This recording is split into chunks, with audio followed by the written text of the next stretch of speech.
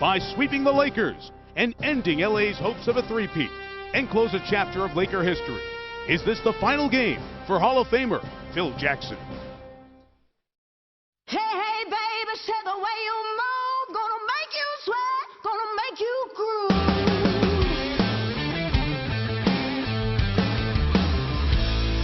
Child, the way you shake that thing, gonna make you burn, gonna make you scream. Oh, baby.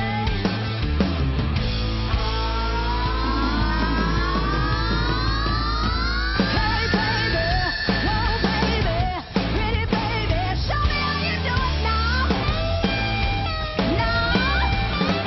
Show me how you do it now.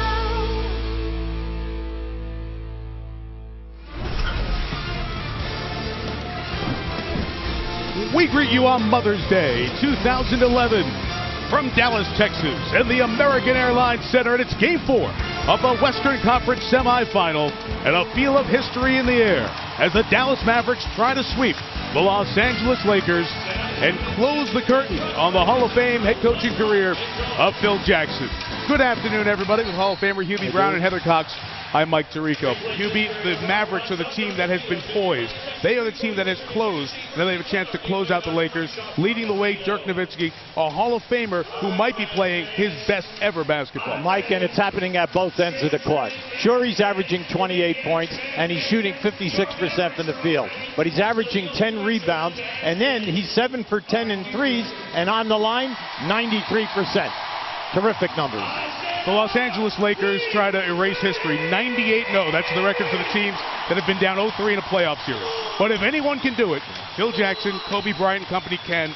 What do you expect from them today? Look, we're talking about 3 straight finals, 2 championships. It's a franchise that's noted for its excellence and pride.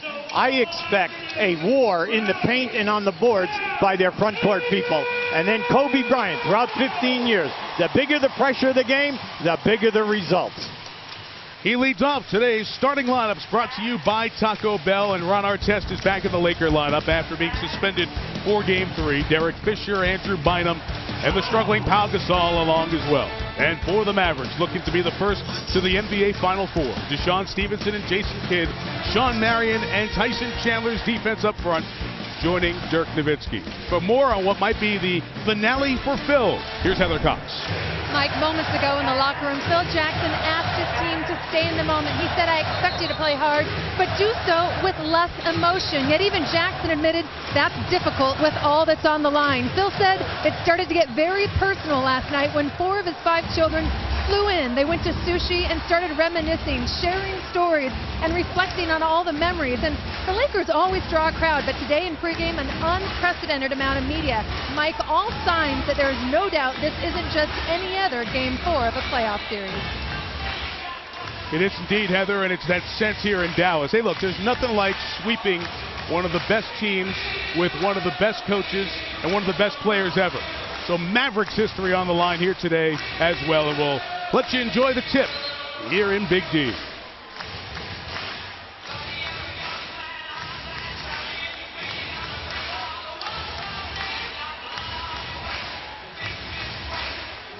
Tyson Chandler, Andrew Bynum, the jump controlled by the Lakers. Spanish language version of the game presented by ESPN Deportes. To access it, just use the SAP function on your remote.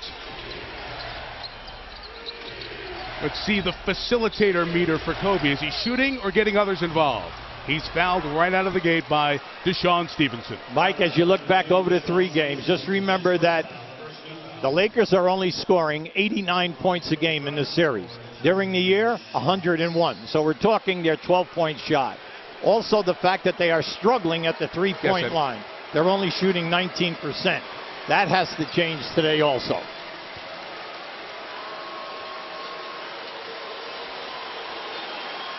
Hard to believe, Hubie. 3 games. Kobe Bryant, 1 layup, no dunks. They have shut the paint off. He's not driving. Is it his ankle? Nobody will say that the ankle is bothering him. Is the Mavs defense a combination? Whatever it is, he's not getting to the basket and getting the easy baskets. Shocking to see in 3 games of the playoffs for Kobe.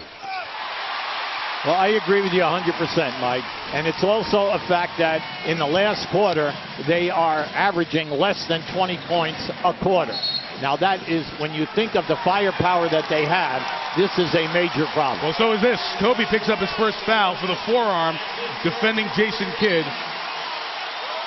Kobe picked up 2 early in the first quarter of Game 3, changed a bit of the tenor of that opening quarter. Kobe just has to be smart here. You know that Jason Kidd very seldom is going to take you all the way into the paint. You know that he wants to just spot up, play off, and look for the 3. Deshaun Stevenson opens the game with a 3. He hit 3 of those in Game 2. The 11th-year guy straight out of high school in Georgia.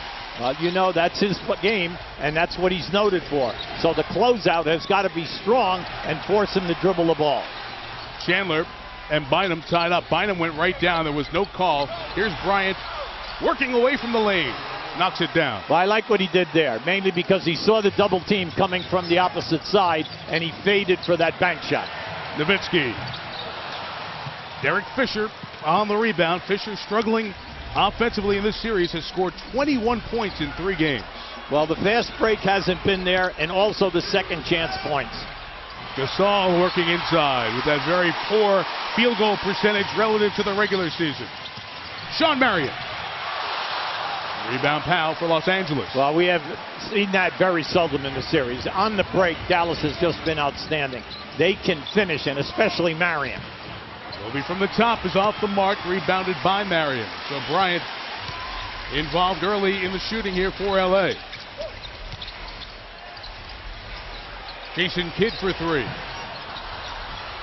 And the Mavericks have opened up 1 of 4. Anytime that there's a 2-man game, whether it's Jason Terry and Nowitzki or whether it is Kidd, you have to play and get back to the man when Nowitzki gets double teamed and passes back on a spot up.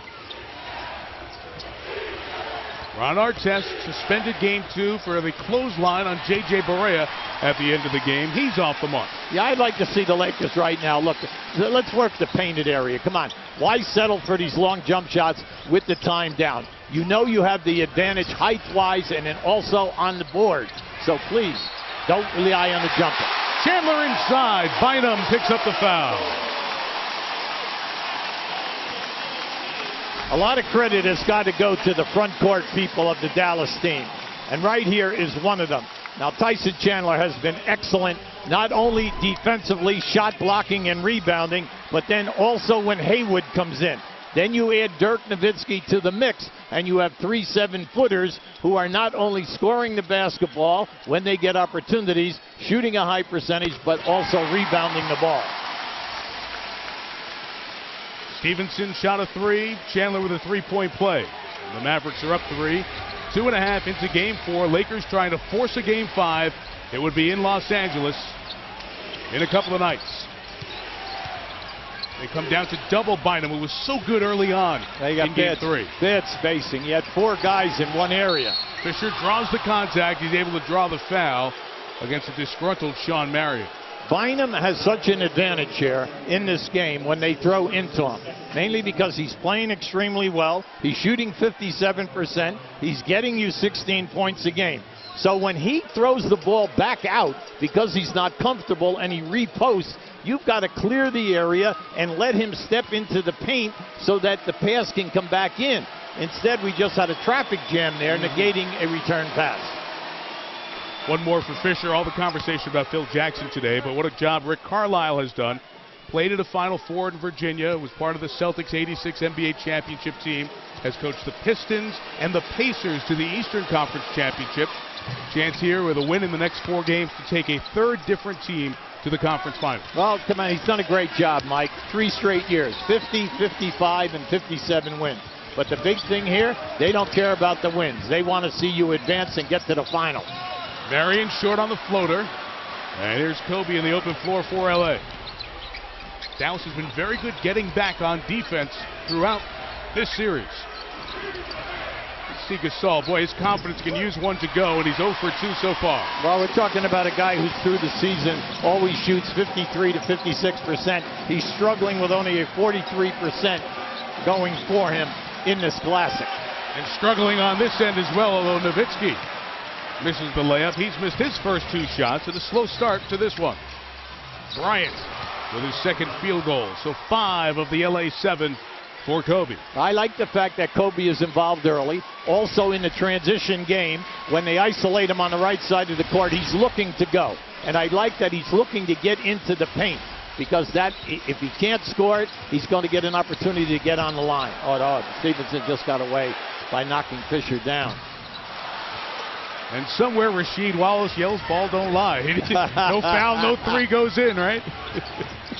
I agree with you. It should have been a foul there. Yeah. There's been some physical contact here early on. It's a playoff series. It's game 4. The guys sensing what the officials will call.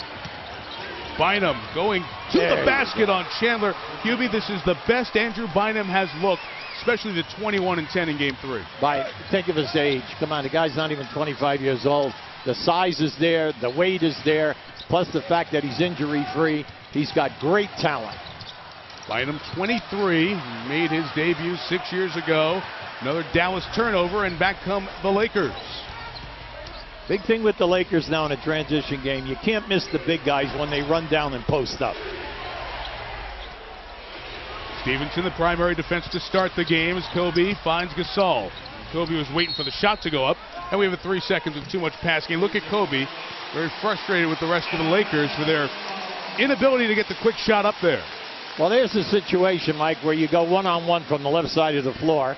Then when the defense rotates over and picks you out, if you throw the ball to a 7-foot guy who's uncomfortable, he's not going to force a three. He's going to now try to dribble in, take the double team, and kick out.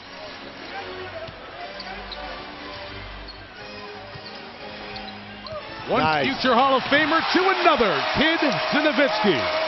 Now that's a situation where when you're playing a guy like Nowitzki and he's in the corner and the pass comes out, you got to get that forearm on him because he's going to move without the ball.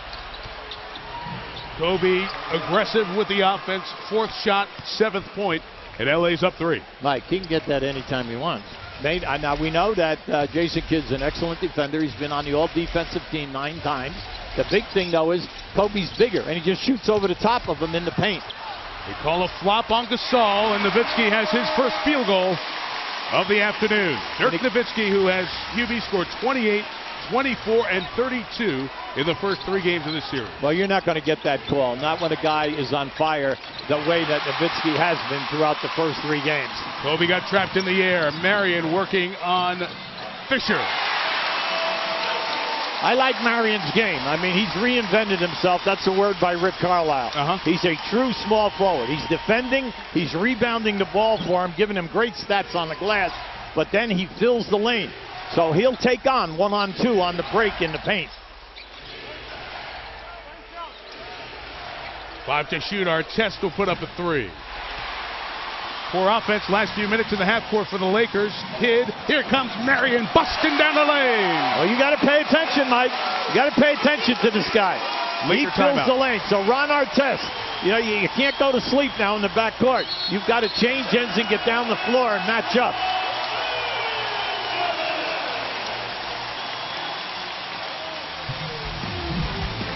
Last couple of baskets for Sean Marion. Hubie said he reinvented himself. Was playing an undersized power forward in Phoenix with Stoudemire and Nash in his natural 3 spot here with Dallas. Couple of hoops to help the Mavericks up 3 early on. ESPN's presentation of the NBA playoffs on ABC. Brought to you by Warner Brothers Pictures' The Hangover Part 2 in theaters May 26th. And Lipitor.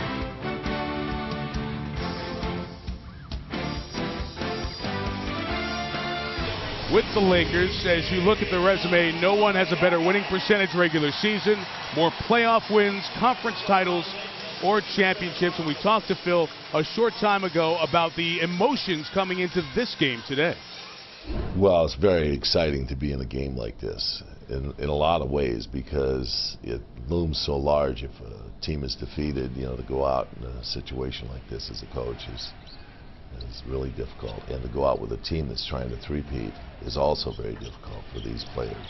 A lot of them know that maybe it's the last chance they'll have to get back at this spot. And of course, Magic yesterday said something about the team being blown up, which I think is speculation still, but it still impacts the team. Interesting thoughts as Phil reacts to what Magic Johnson said yesterday in our pregame. The alley-oop for Chandler. The lob feed from Sean Marion. An 8-0 run for Dallas, and they lead here by 5. Well, when Dallas just ran that pick and roll at the foul line area, if you're going to step up, meaning the defensive center, then the roll man, Chandler, is one of the best in the league. Great hands and a terrific finisher. Deshaun Stevenson switches off Kobe. It's Kidd defending now, and Bryant knocks down the shot. Kobe 4 of 5. He has 9 points. We'll get back to the Phil Jackson comment here in a moment. Jason Kidd launches a 3. A 3-point shot that has been fine-tuned right before the playoffs. A little session with Dirk Nowitzki. It's a heck of a personal coach. 6-point Maverick lead. Come on, Jason Kidd's third of all time in three-point makes, so you have to honor it. And mainly, you're not going to bluff him. He's going to look for that shot, so you have to go out and close out hard. Fisher from the outside knocks down a deep 2. He had a foot on the line. 19-15 Dallas. They have made their last 6 shots.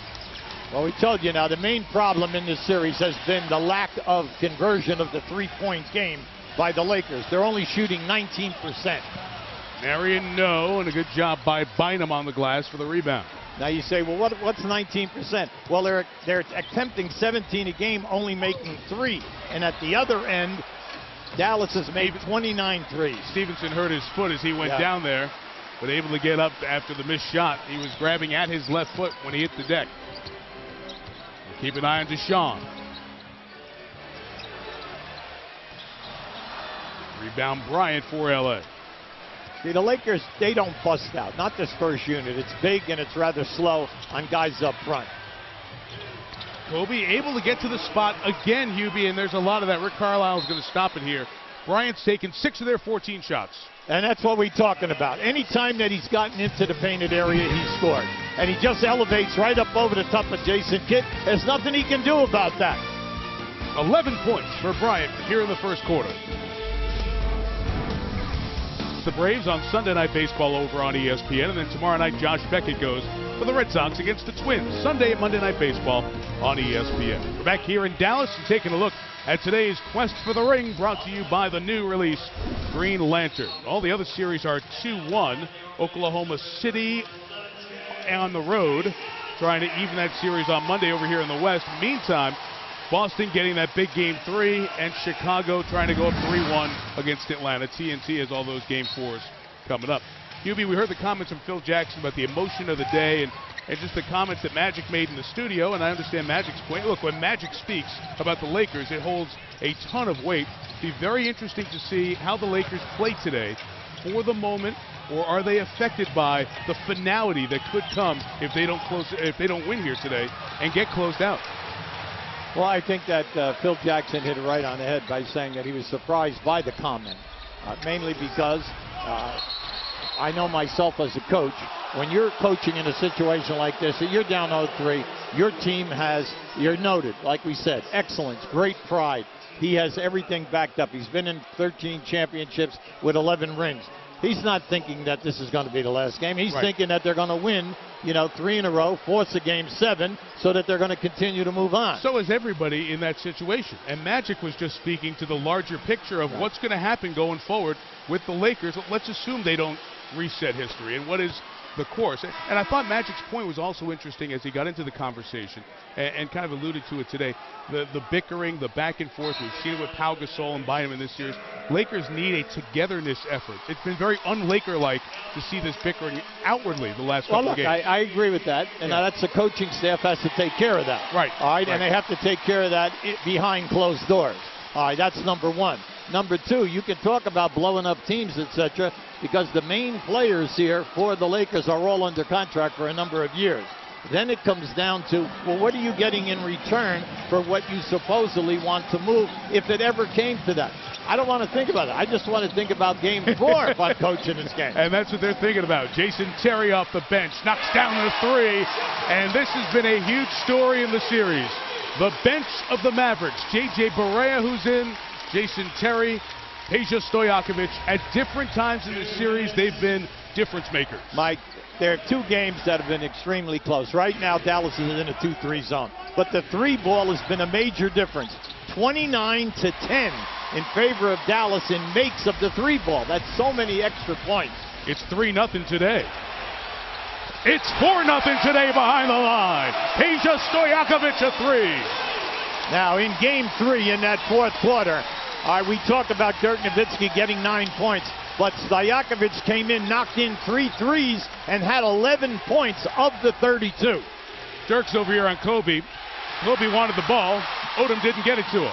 Jason Terry has the pass deflected as Shannon Brown off the Laker bench is in.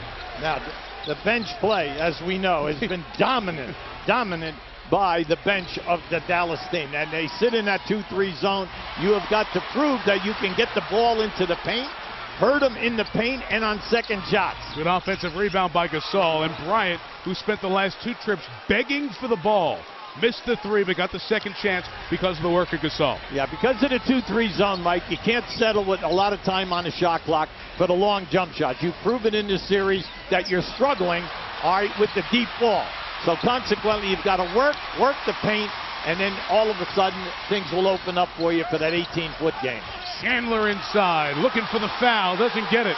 Advantage for LA with Shannon Brown. Nice fake. Fouled by Jason Terry from behind. I like the fake there. You know that Gasol was in the left lane, but the defender made a move. Good fake there by Shannon Brown, and then taking it strong. Big thing for the Lakers now, they've got to make their foul shots. They're only shooting 72% in this series. Look at this. He hit that head fake. Excellent. Got Stojakovic the move. The old story, if you're the defender, make the ball change direction. Shannon Brown at the line gets one more. Brown and Blake, who checks in now. The other guys on that bench, Matt Barnes, have been outplayed in this series, Hubie, by the Dallas bench. Well, the bench points have just been staggering, okay? Anytime that you say you're averaging 37 to 17, that's plus 20 points each night. They're getting a great contribution by their 4 men that they're rotating, meaning Dallas. Usually bench points with both of these teams are skewed because of the great scoring presence of Odom for LA and Terry for Dallas, but you've got both, so it's negated a bit, except for that game with the suspension with Artest, game 3. How about Barea? J.J. Barea, less than 6 feet, has come in and been an energy source at the point. Shot clock is off here at the end of the quarter. Yeah, I like what they're doing. Come down the floor, waste some time in the backcourt. Now set up. All right, set up here in your zone. Blake tries to shoot over Haywood and misses. Odom beats the clock and puts up an air ball to end the quarter. Kobe Bryant was 6 of 8 for the Lakers. The rest of the Lakers were 2 of 11 in that opening quarter. And the Dallas Mavericks, trying to sweep the 2-time defending champions, have a 4-point lead after quarter 1 of game 4. The NBA on ABC.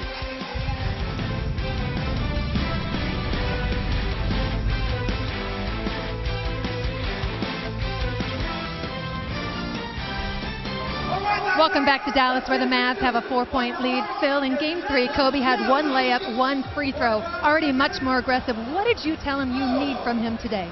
Oh, I don't have to tell him anything. He knows what he has to do.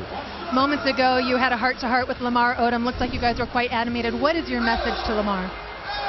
Well, Lamar's getting confused with their matchup zone. He just has to move the ball. He's trying to dribble with it on the top of the floor. Phil, thank you. I think this would be the best time to wish Heather a happy Mother's Day. Happy Mother's Day, Heather, to all the moms watching out there. Second quarter here in Dallas. Mavericks trying to sweep the Lakers and move to their 4th Western Conference Finals. They represented the West in the NBA Finals in '06. Lamar Odom out there hedging, picks up the foul. What are you seeing in that box score from the first, Hugh? Well, the main thing has been the 3 ball. And when you look at Dallas, they already are 4 for 7 in threes. The Lakers 0 for 5. And you cannot overemphasize this stat. And then also the fact that you brought it out, Mike, when we went to break. Kobe Bryant is 6 for 8. The rest of the guys are 2 for 11. They've got to step up here. People have got to score the basketball. Terry from out of the corner hits another 3. Jason Terry's hit both threes. He said yesterday he wants to finish his NBA career here with the Mavericks, now in his 12th year in the league. Steal by Stojakovic. Look at Peja go all the way. turning back the clock to the Sacramento days. Now They have tweaked that back that has been bothering him, Hubie, over the last couple of years. Well, you can see, Mike, they're out there. They're being very aggressive. People say Dallas is a good defensive team. Come on.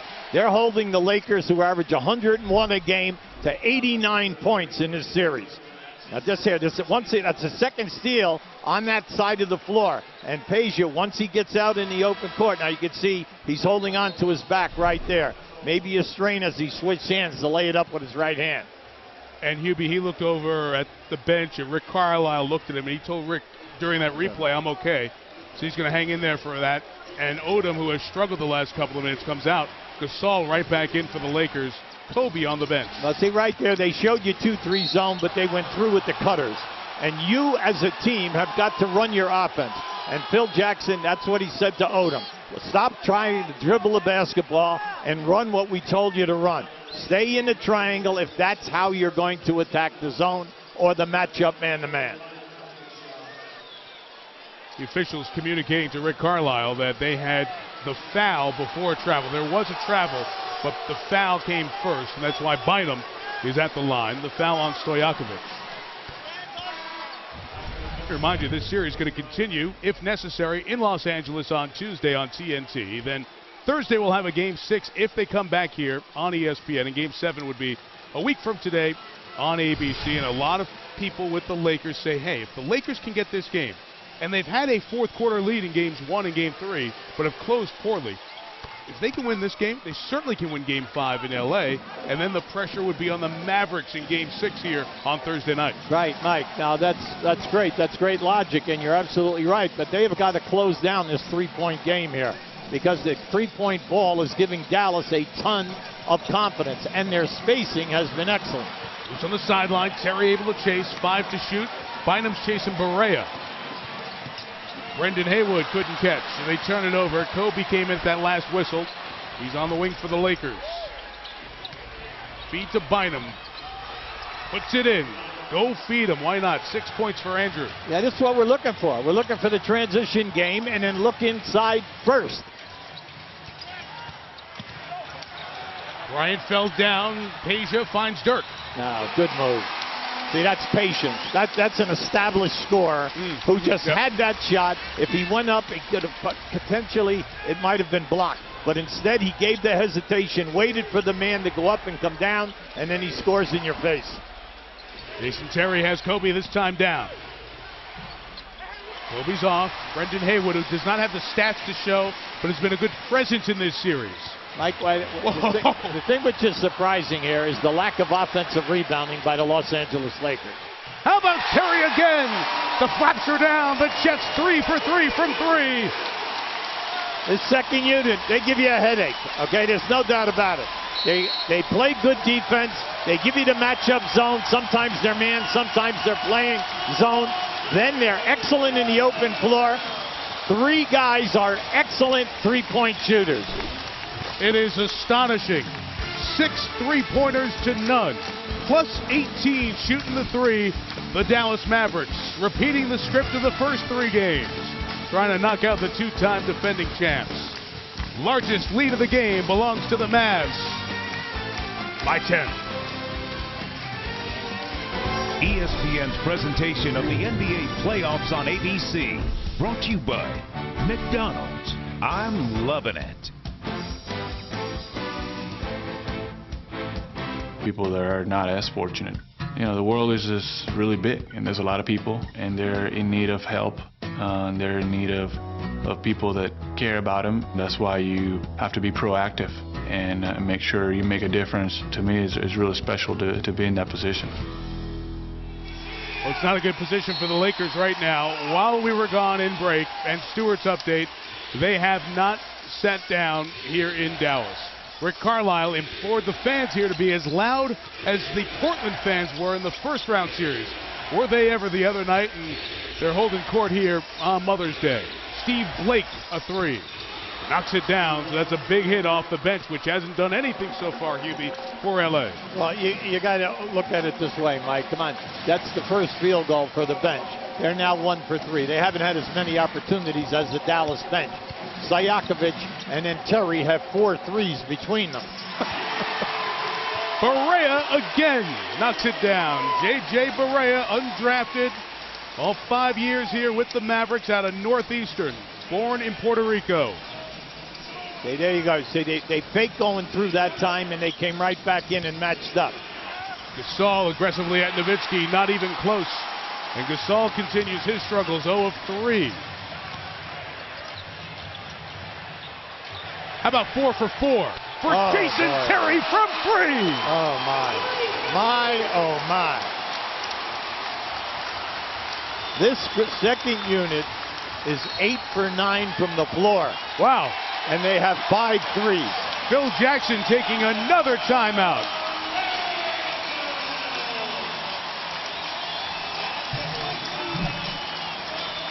It's extraordinary to watch. A good team like the Lakers is leaving a great shooting team wide open again. See Tuesday, Dana Delaney's The Star, the new must-watch series of the season, Body of Proof. 10 Eastern and Pacific, 9 Central, Tuesday right here on your ABC station. Down 12. Down 0-3 in the series. The two-time champs looking nothing like it right now. Well, they can't make a shot, Mike. Outside of Kobe Bryant. Now Bynum has 2 field goals. Kobe Bryant has been on fire. The rest of the team is struggling. When you say Artest, Gasol, and Fisher are 1 for 9, you're in trouble. Barea all the way home.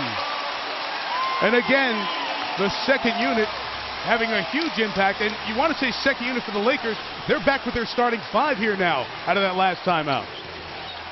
Artest barreling down the lane, and Ron gets on the board. His first field goal ends a 7-0 run.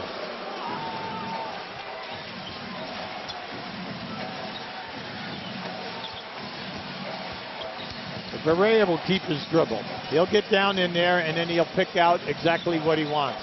And the big thing is that he can score the ball, short or long. Got the switch. Nowitzki to Terry. He is 5 of 5 from behind the long line. How you doing, JT? Excellent ball movement. They are stretching the court from side to side and doing a magnificent job. And the Lakers are getting outboarded. Very few offensive rebounds. They're shooting and missing, and they cannot get that second chance. Stojakovic, another one!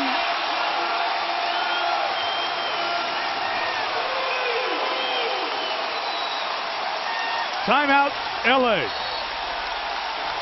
Are you kidding me?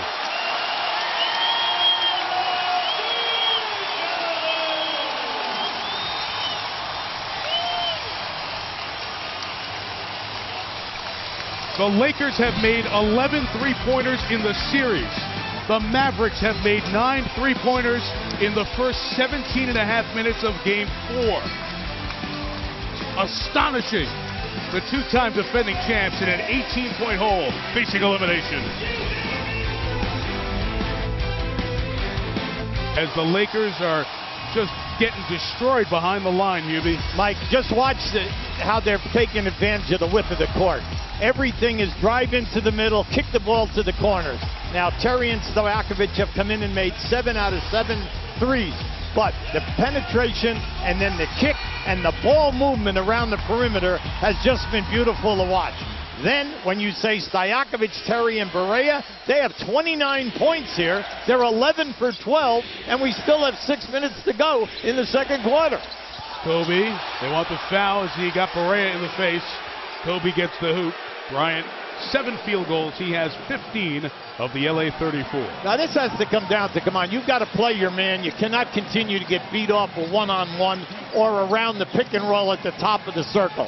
The defensive got, if you're going to make a run at these people, you see right here, that's inexcusable. Once again, a guard beats the pick. The guy stepping out to help on the pick and roll. And once he gets by, there is no help because they have to play the 2 players in the corner.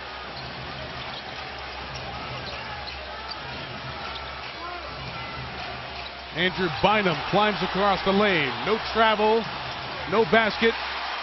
Here's Barea on the push, 4 on 3. Well, they've done a very nice job. That's all they can do. Dallas has done a very nice job, Mike, on double team and buying them down inside. Double T. Kobe. Now keep an eye on Kobe right there. That should have been an offensive foul. Kobe definitely catches Barea, with that elbow. Then at the other end, this guy right here, he's a pest. He's been a pest throughout this series. I love that guy. Oh, come on. We all do. All right? The fact that in Game 2 in L.A., when he came in and gave him 10 points, did a terrific job, ignited the ball club, got him the lead, and then also enhanced the fact that they could get in the paint and to the glass. Terry all confused as he took a 2 there. Gasol hit the deck. Haywood trips up over him. They untangle behind the play. And 4-on-4 totem for the Lakers to make it a 16-point game. Now, look, we all know that it's easy to say they've got to play better defense, but you have to button up here right now and stop complaining and stop looking at other people. The big thing right now is you got to dig in and play your man off the dribble and show that you can get them to run the clock down. Artest is chasing Barea, and Ron picks up the foul. You, of course, remember what happened in Game 2 with the flagrant that was upgraded to a flagrant 2 and was the 1-game suspension. Heather has more on J.J. Barea. Well, look at J.J. Barea. There's a reason we all love him. He doesn't look like your prototypical NBA player. I mean, Ron Artest joked yesterday, what is he, about 5'2"? In fact, sometimes he told me he leaves road arenas to go out and see family and friends after a game. He can't get back into his own locker room because security doesn't recognize him. He said, sometimes it's a bit, but come on, can I get a little respect here? He just threw a lob for Brendan Haywood, and the foul was called. Well, I like the matchup, right? He test on him, and he's wearing him out with the dribble and forcing him to play him in a number of areas. And that, at that time, was allowing Kobe Bryant then to play Stojakovic because he knows that Stojakovic is going to basically stay out at the perimeter. So Kobe can help and then get back on Stojakovic and save his energy. The matchups now are interesting to watch. The foul was on Odom, and Lamar has 3. Stays in the game. Nowitzki takes him. Rebound by Fisher. Can the Lakers make a little push? Getting a few stops here. Fisher all the way to the basket, but didn't finish. And rebounded by Haywood for Dallas. I like what we're seeing from Dallas. Now remember, their half-court defense is excellent, but their transition game. Once again, Stojakovic, you can't remember him when he played at Sacramento, one of the best three-point shooters in basketball, an excellent offensive player. And then this is just a great head fake. See, he sees the double coming off. He sees Fisher. He gives him the body fake, takes the contact.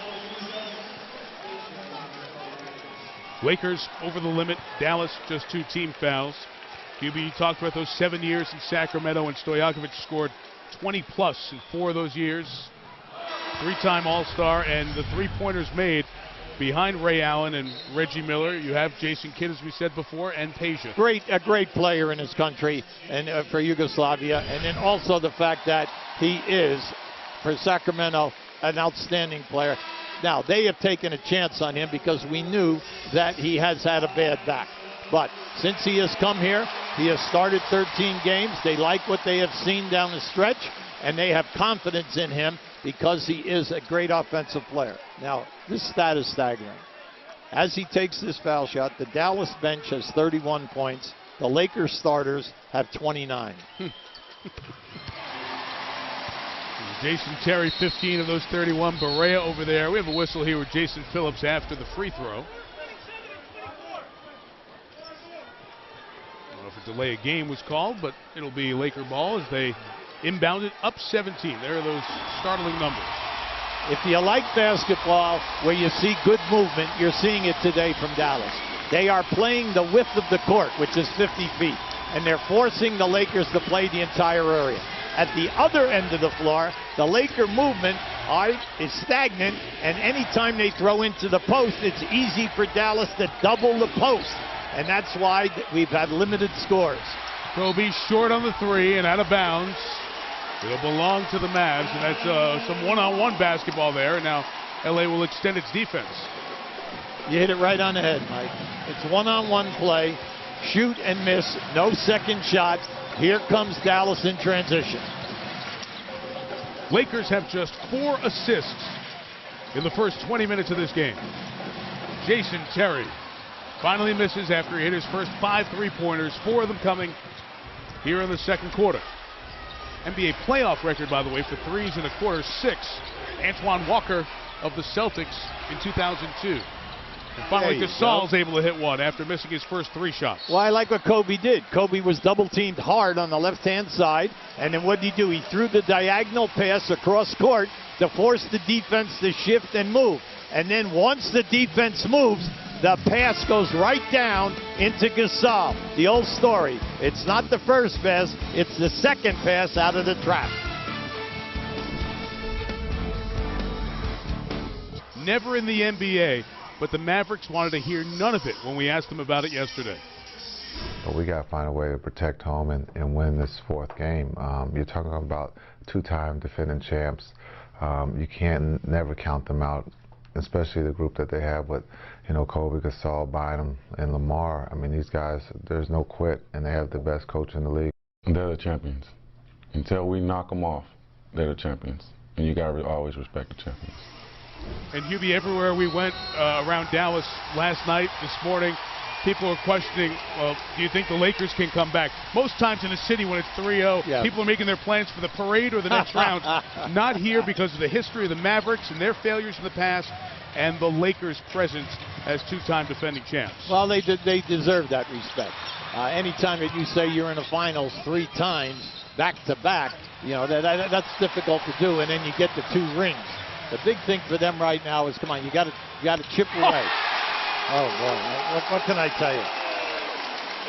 A 10th three-pointer in the half, one shy of the NBA playoff record set by multiple teams, last done by Orlando 3 seasons ago.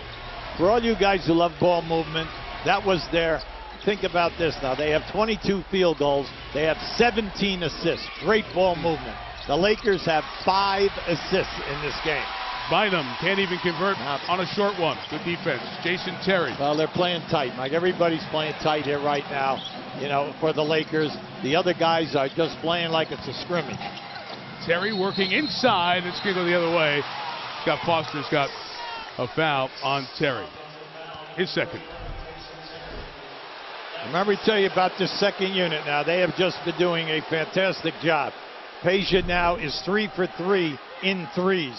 And when you think he's 3 for 3, Jason Terry's 5 for 6, that is a ton coming from 2 guys off the bench. Matt Barnes coming to the table. I think we're on our test kind of signal. He was needing to come out here for a second. They keep pushing the post guy out of the triangle. They keep pushing him away from where he wants to set up. It's going to be offensive interference, still in the cylinder. No basket. And it will be Dallas ball, and Artest does check out for Barnes. Now that would have been an offensive score for them, which has been so rare in this first half. Definitely touched it while it was back in the cylinder after the first touch, which was legal. So Barnes in here at the 2-minute mark, and the Lakers are down 18 points. Deflected, saved by Jason Kidd, still 14 on the shot. And blocked by Andrew Bynum. Hubie, we showed the teams that have been down 3-0 in playoff history. Kobe Bryant had a funny line. He said, well, they do it in hockey all the time, come back from down 3-0. Well, perhaps Kobe was a big fan of those 42 Maple Leafs, or followed Chico Resch, Billy Smith, the goalies, and the 75 Islanders. It's only happened 3 times in hockey. Of course, it happened last year as the Flyers did it to the Bruins, and famously in baseball in 04 at the Red Sox over the Yankees, but never in the NBA. It's rare just to force a Game 7 when down 3-0. The Lakers have a huge mountain in the game and in the series. Mavs have missed their last 6, but LA not able to take advantage. On the turnover, here's Kidd. 5 defenders down in the painted area, taking away every passing angle. And Nowitzki, who's been quiet here in this half, he only has 8 points. 20-point lead.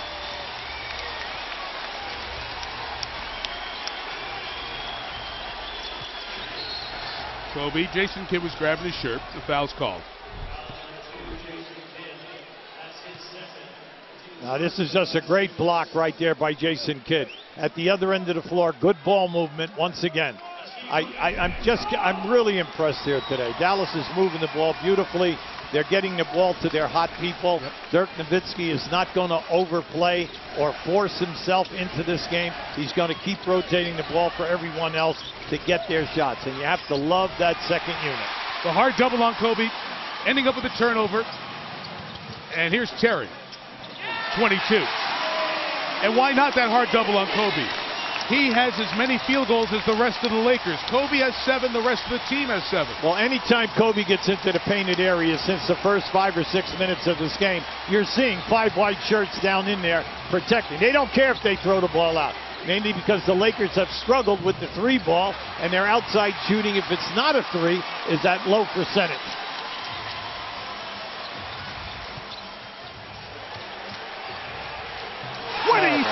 Point lead for the Mavericks. How about that pass? This is Dirk Nowitzki at his best this year. And not only the fact that he's scoring 28 a game in his air, he took that double team 10 feet to the left of the lane and made a pass to the opposite corner. Cutting Barnes can't score, out of bounds, belongs to the Lakers. Shot clock is off. T-Mobile halftime report, Stuart Scott and company coming up.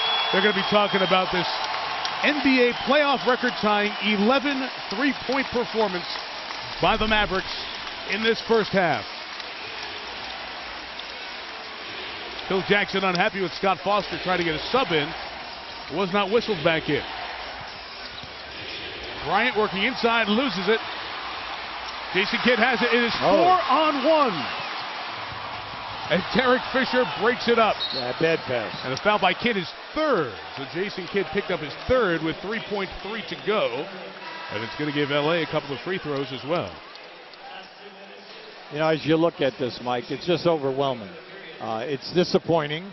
You honestly thought that there was going to be more of a competitive defensive fight by the Lakers, and then also I expected them to be ferocious on the offensive boards and then also in the painted area.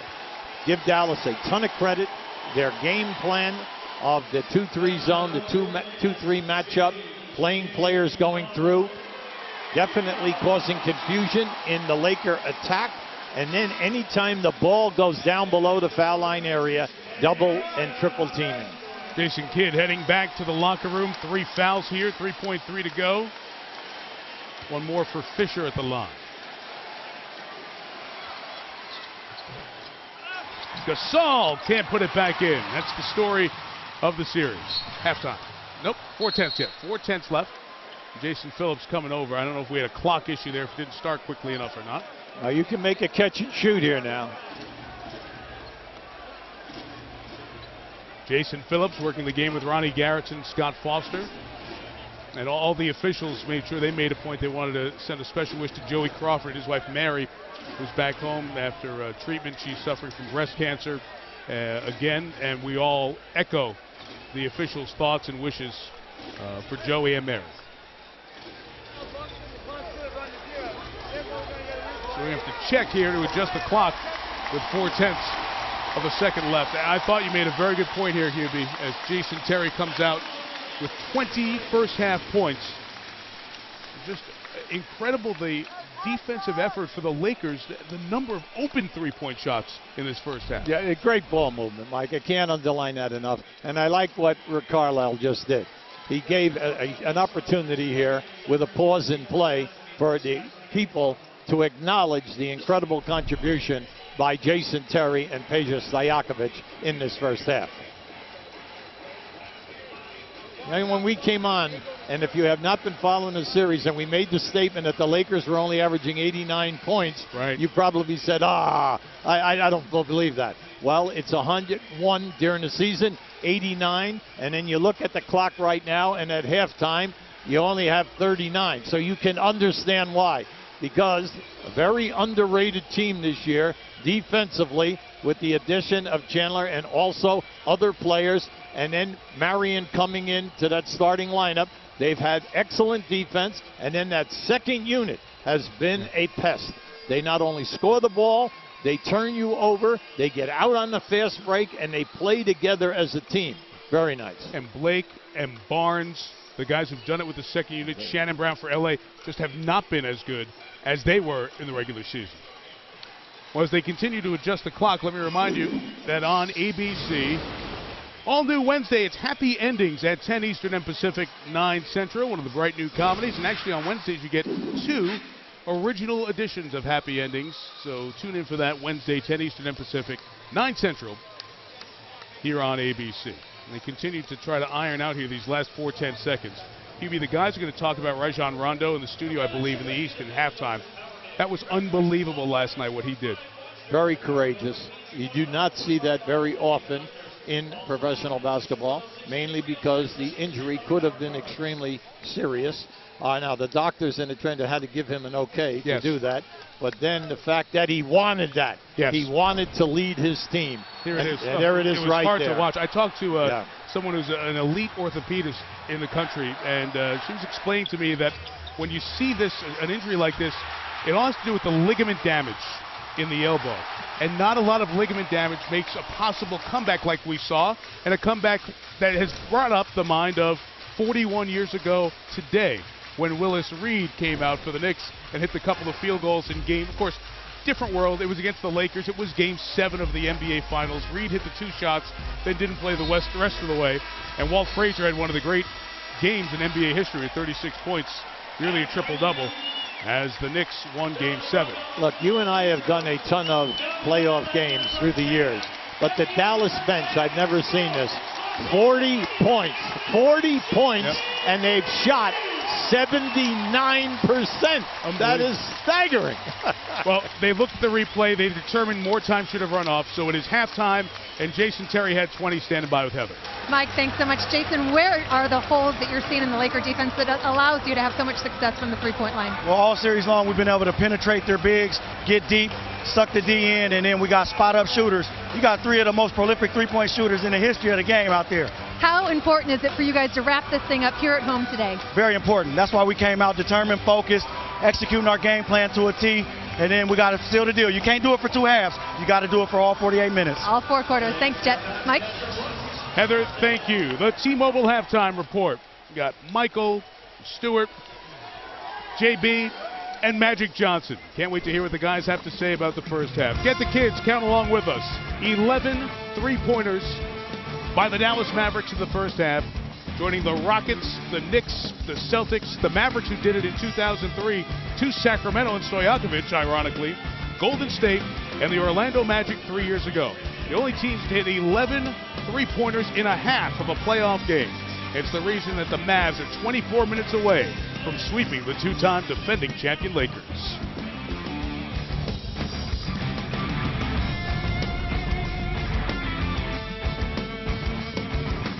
Now, it's time for the McDonald's first half highlights. Hey, hey, baby, say the way you move, gonna make you sweat, gonna make you groove.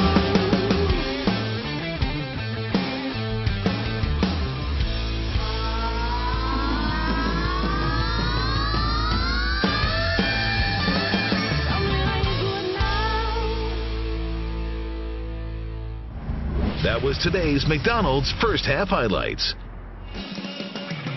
Three-pointers, that's how they did it in the first half. 63-39, Dallas by 24 with 24 minutes to left. We take a look at today's Weight Watchers first half stats, and one thing tells the tale. 11 three-pointers, tying the NBA playoff record held by multiple teams. Look at the bench. Mike Tirico, Hall of Famer Hugh Brown, and Heather Cox. I want to take you back to comments Phil Jackson made to us pregame. We asked him keys to the game. Listen to Phil's response. Our goal is to keep them off the three-point line and make them two-point shooters. Well, time for our Coors Light cold hard look. It's the cold hard reality. They've been three-point shooters, and they've been great. Well, you can see the dribble penetration, then the trap. All 5 defenders are inside the paint. The skip pass. That's what we mean by saying keeping the floor wide, playing the 50 feet. I'm going to double team you. 5 defenders on the right side of the floor. Skip pass to Jason Terry in the opposite corner. Here we come again. Now watch again to the right-hand corner. They're wearing out the right and left-hand corners on this three-point shooting. And you have to love Stojakovic as well as Jason Terry's. Between them, they have 9 out of 10 threes.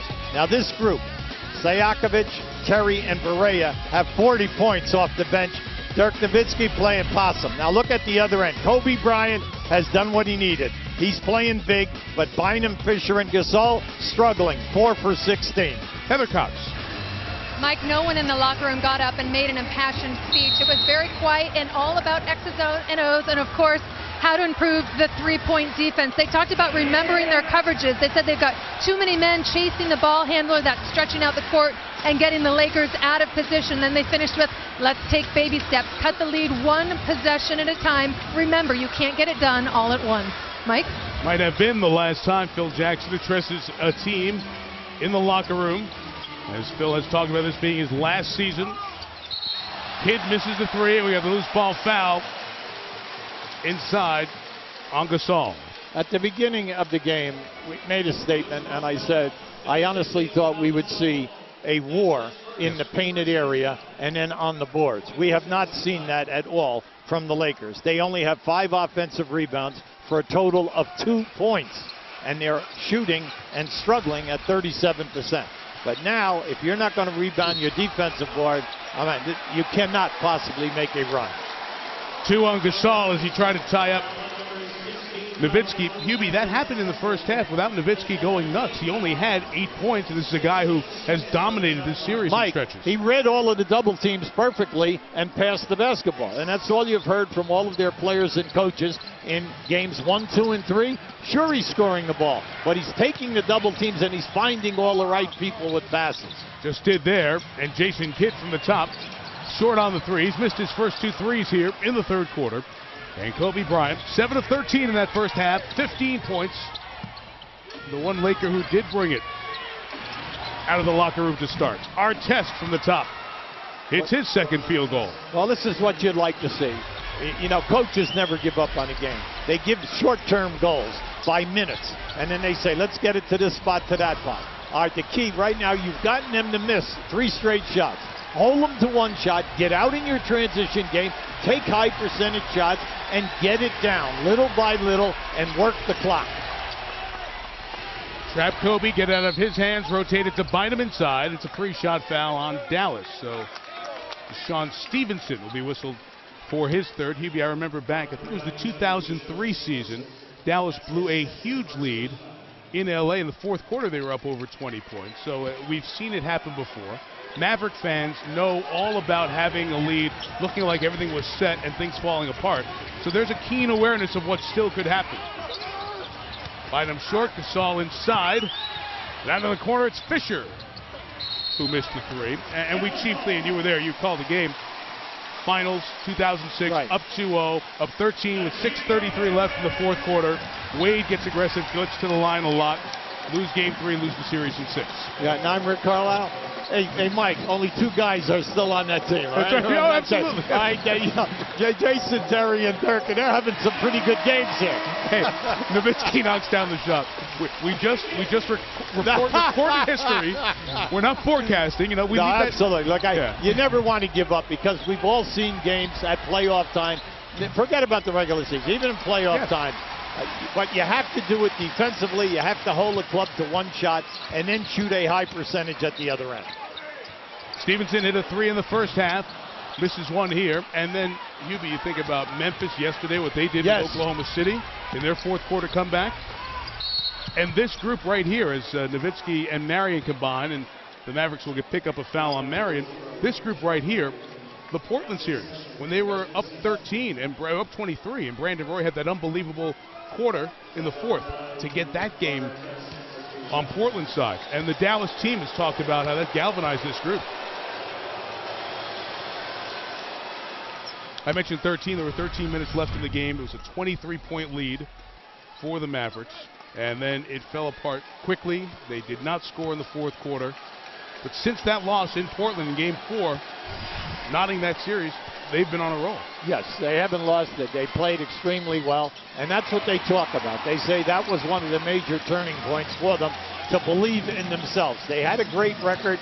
They tied with Miami at 28 wins with the best road record, so they're playing with a ton of confidence, not just in this building, but on the road as well. Woven up cold, 1 of 6 here in the third quarter. Yeah, you just got to get another field goal. It's like, come on, he's getting hit here. You got to call that. So if you don't call it, he's going to retaliate because he's very upset with the way that the game is going right now. He's been on top of his game. He has met the pressure of this, came in with 15 points at halftime, and shot a very respectable 7 for 13 at the half. But unfortunately, there has been no help. Foul on Stevenson was his third, and the Lakers have 3 team fouls here in the first 3 minutes, or the Mavericks, I should say. Fisher driving in on Kidd, but couldn't finish. That's been the story of the day. Think about it. They've had at least 4 of those, 4 or 5, where they've been right inside and the ball has not dropped. Artest charging over, knocked the ball away from Nowitzki and sends Bryant the other way. The Lakers, like the Mavs, 1 of 6 to open the third quarter. Look out here now. There it is. John Marion passes it to a guy who spent about $500 for a ticket. Yeah, I'm surprised. I'm surprised that he just didn't attack the rim. I like what Jason Kidd does, as good as anybody in the history of the game. When he's coming on the transition game in the open floor, he just opened up the middle by going to the left side looking for the trailer. It was there for Marion. Maverick fans sense a little lull from their team, trying to kick them back in, trying to close out the Lakers. Bryant trapped, in trouble, turns it over. Once again, good rotation defense. You see the 3 white shirts down in there, and they did not allow Kobe to come out from behind the board. Size mismatch. Lakers able to recover. Stevenson again off on the 3 and rebounded by LA. If you're just joining us across the top of the hour, Game 4 of this West semifinal. The Mavericks looking to sweep the 2-time defending champion Lakers, who have come out not very inspired in the first half, but have here in the third quarter. It's going to be on Tyson Chandler as he battles Gasol inside. Well, definitely the elbow went out and caught Gasol. But see, it hits once again. The play is made in the paint. The shot, is not there, and then there is the clear out. And that was a very easy call. You're going to see it right here. Now, once the shot goes up, now watch, boom. They're going to call that. Why? Because they don't want anything to get chippy here as we move through the third and fourth quarter. Deshaun Stevenson, in the battling with Kobe, took a shoulder and an elbow to the chin earlier. He's a bit dazed as well. Artest on the drive, fouled by Marion, and chance for the 3-point play. Dallas getting a little off its kilter.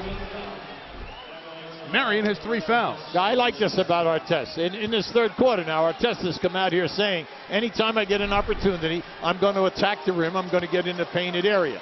Unfortunately, you would like to see everyone else have that same mindset other than Kobe Bryant.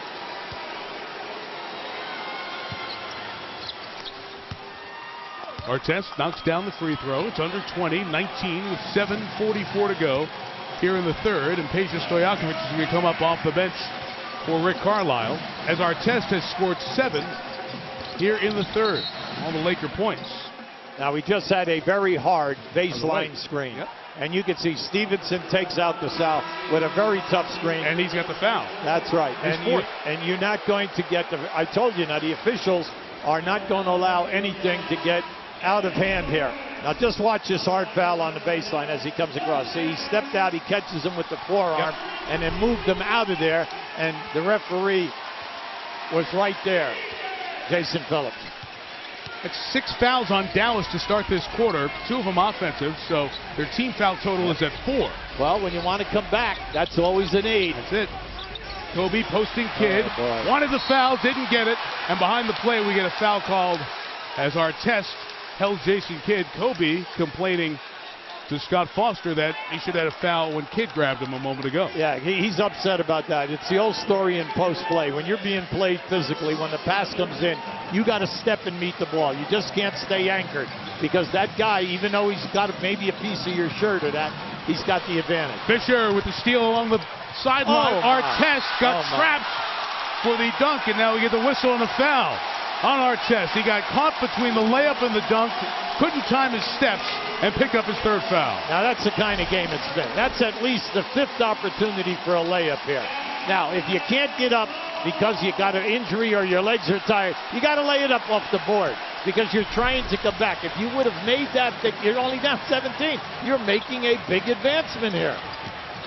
Jason Terry back in off the bench at that whistle. Stays hot from 3.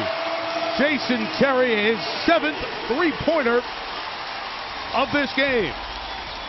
Once you have Jason Terry and you have Kidd in the backcourt, Remember now, off the dribble. That's what he told Heather at halftime.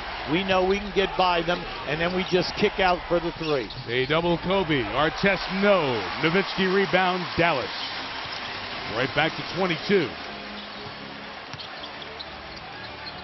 Peja Stojakovic to Terry again. A three. Oh my goodness!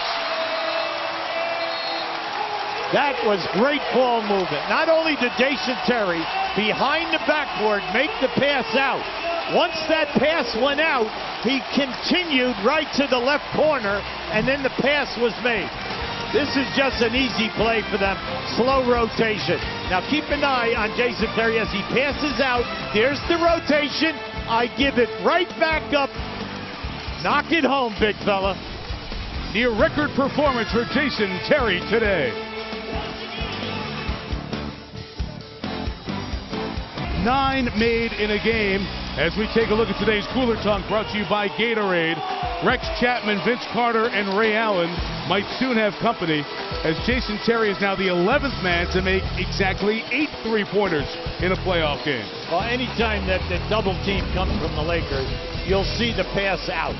Once they pass the ball out on a diagonal, you'll see the second pass. And Jason has come in here today. He's 9 for 12 in field goals, but he's 8 for 9. Peja Stojakovic is 3 for 3. Between the two of them, they are 11 for 12 in threes. Now just think about this. If Ron Artest makes that uncontested layup, it's 17. Right. And it went right to 25 before you could blink. In about 35 seconds, That's 40 right. seconds, 2 trips. The last man to make 8 threes in a playoff game. Laker fans, you will remember this. It was game 2 at Staples when Ray Allen had the 8 threes, part of his 32 points. Gasol scores inside for the Lakers and narrows it down from what was the largest lead of the game. Well, I like what we saw there. We saw that if you're going to post, you're either going to post Artest in the painted area there, or then also Kobe Bryant. So you can't do that. You can't front a post-up guy and then allow the passer to pass. It's the old story. When you front a defense, you got to jam the passer and turn his shoulder so he can't see that pass. Jason has 28. Gasol has back-to-back field goals for L.A. Bynum and Gasol, 5 of 14 combined here. They have not featured Bynum very often in the game. Jason Terry, part of that great group of basketball players, fouled by Odom here on the outside. Part of that great group of basketball players from Seattle, but a bunch of terrific players from out in the Northwest who were coming up at around a similar time, and his acceptance of this role as a sixth man, won the sixth man award over the last 3 years, has really been such a unique part of playing Dallas, because as you like to say, it's not always who closes games very often, and he's on the floor. Well, he's always on the floor, and then they play two-man basketball with you, with Dirk Nowitzki. So we know that once you get to the fourth quarter, listen, Jason Terry is the third-rated finisher in the fourth quarter by over 6 points a game, and then right behind him is Dirk Nowitzki. So they have the third and fourth highest guys who score for you in the fourth quarter. His playoff career high is 36. This is the second time he has 29 in these playoffs. Steve Blake in for Derek Fisher. My God, come on, the defense has been good. They're trapping, recovering, forcing the extra pass. Kobe misfires, 7 of 16. Nowitzki had it hit, but Stojakovic is there to chase. You just look at the floor for the Mavericks. You don't have a ton of guys who've won championship rings, but you have a lot of guys who have been in big playoff games. It's going to be a moving screen on Jason Kidd. His fourth personal foul. We'll see if Rick Carlisle goes to J.J. Barea here. Well, you can't go wrong if you go to Barea, and he's coming right now.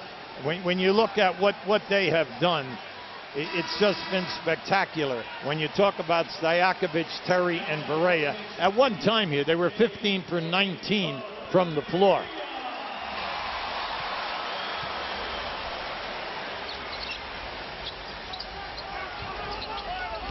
Odom coming baseline. Kobe was out here calling for it, but Lamar had the edge inside. And the Lakers have done a better job getting inside for baskets in this third quarter. Yeah. Well, it's good that they're making that happen, like in a half-court game. But this is the problem right there. See, Jason Terry, also Barea, and Jason Kidd have continually beat the perimeter defense off the dribble. Then when the Lakers rotate, we know what's been happening. 1 pass, 2 pass, high percentage shots. Stopping quick guards has been a problem with the Lakers over the last couple of years. Odom gets the bang in the bucket, and he'll have a chance for a three-point play. Now, Barea has been a total, a pest throughout this entire season. And this is what he does well. See, he'll take on Ron Artest right there. Hey, you're going to play me, Artest? Now, he switched off. There's been a lot of switching here in this quarter by the Lakers, and so they're getting a lot of mismatches. Barea sees it right there. Hey, from 22 to 24 feet, I can take Artest to this basket. 2 fouls on Tyson Chandler. Odom short on the free throw. The Lakers have brought Shannon Brown in off their bench to replace Artest, and Brown matches up with the quickness of Barea. Well, the big thing is you can't continue to switch then and get the forwards or power forward or center out on a small man. Chandler throws it off of a Laker out of bounds. It'll stay down here. Hubie, that's why I love watching sports and watching games. Who would have thought that Phil Jackson and the Lakers would have to adjust with a sub to get J.J. Barea and take him out of the game a couple of years ago when Barea was just making the roster? The same thing with Nowitzki. You go back to the early days as Barea hits another one. You go back to the early days of Nash and Nowitzki. They were bench players here in Dallas, and they'd come into, they got the key to the gym, they got in at night and worked on their pick and rolls and their odd shots and all that stuff. That's why those two guys have made it. Double dribble on Odom. How did you like look at Barea pushing at Odom. Delay a game warning on Lamar. On the previous play, when Barea went down in there and he came back out from the baseline on a spin move, Brown wasn't sure where he was, and he just threw that little fadeaway. The perimeter people are just playing just with a nice casualness about them. They're not forcing anything, and they're playing to their strengths. Jason Terry ties an NBA playoff record. 9 3-pointers made today.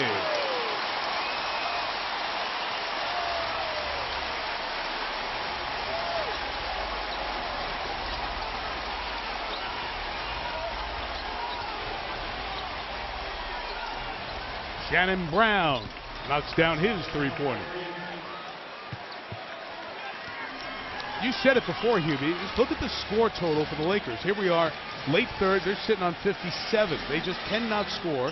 Dallas's defense has them a bit solved. See, everyone will talk, and a lot of people will say, hey, Dallas is playing great in this series because of their offense. No, their defense has been superb. Nowitzki inside for 2.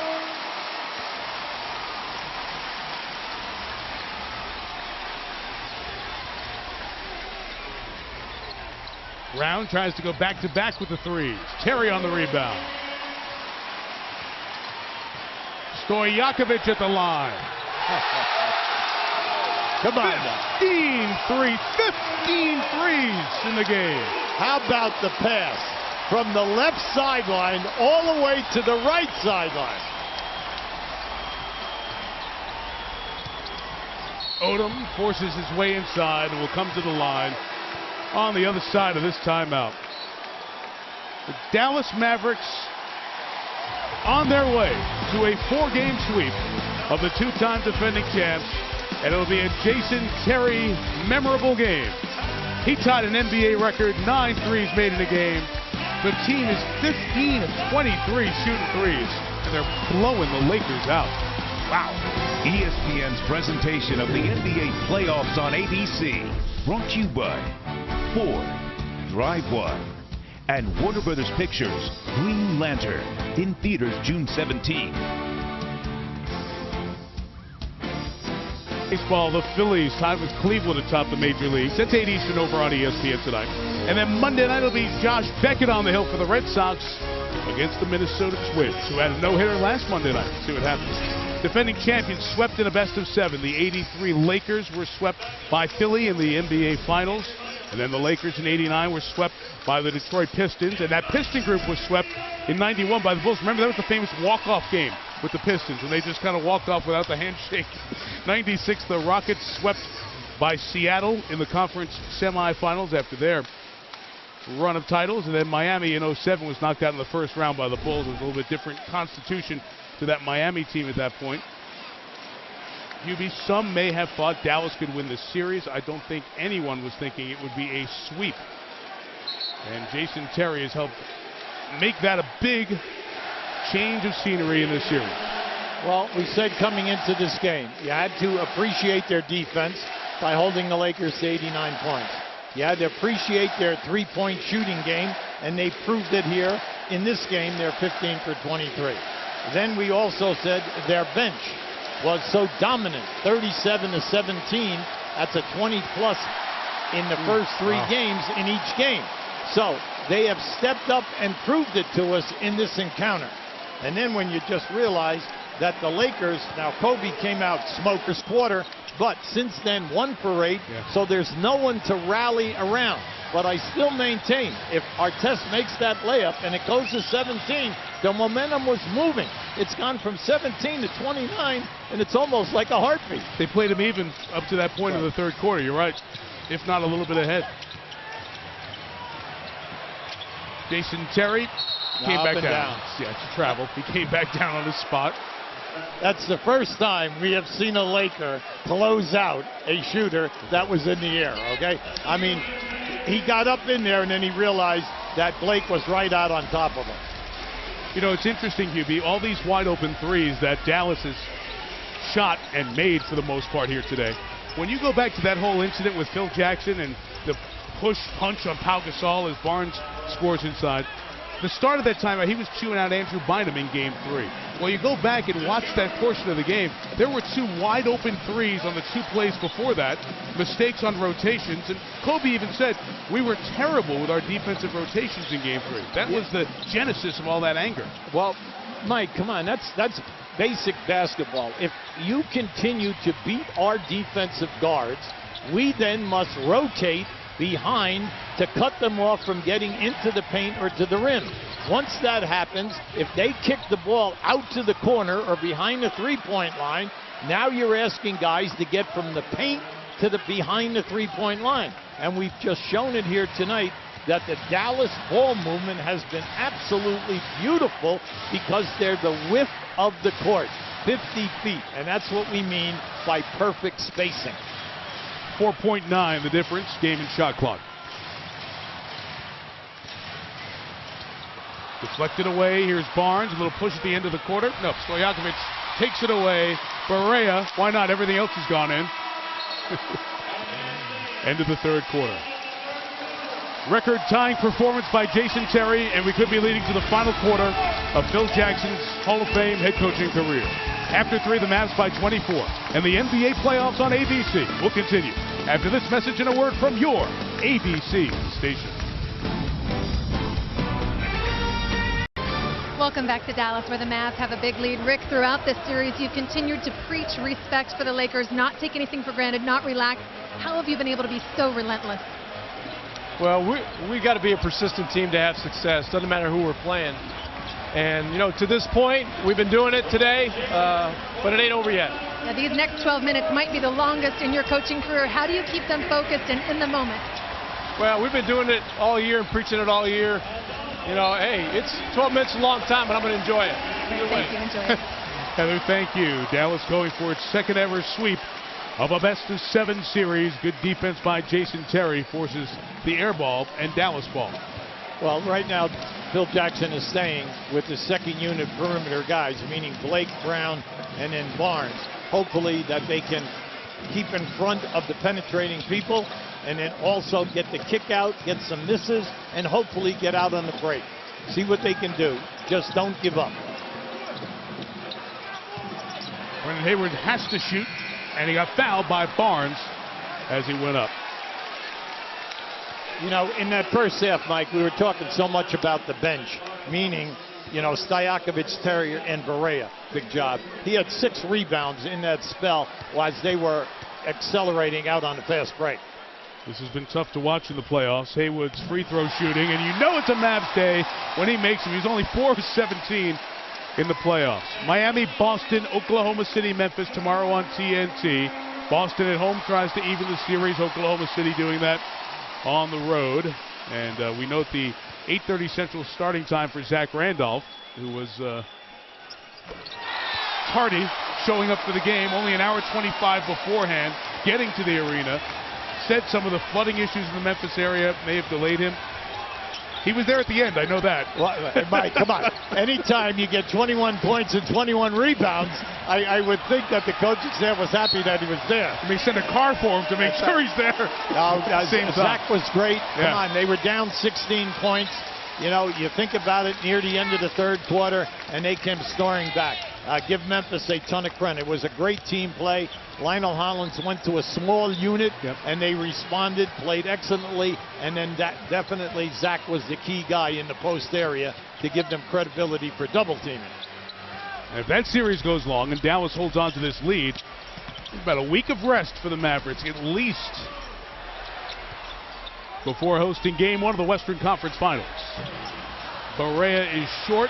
Look at Haywood chase it down into the lap of Frank Hamblin there. So they say he stepped out, and it will be Laker ball. And Brendan with an apology for the veteran Laker assistant, Frank Hamblin. I like what Rick Carlisle did. So he's not conceding a thing here and saying, hey, we got this game won. He brought Nowitzki right back in to stay with his 4 guys on his second unit. They only rotate 9 players here. Lamar Odom drives inside and scores. Well, Odom, anytime, Mike, that he's taking it off the dribble strong. When he catches and faces up and goes, he's been able to score the ball or get fouled.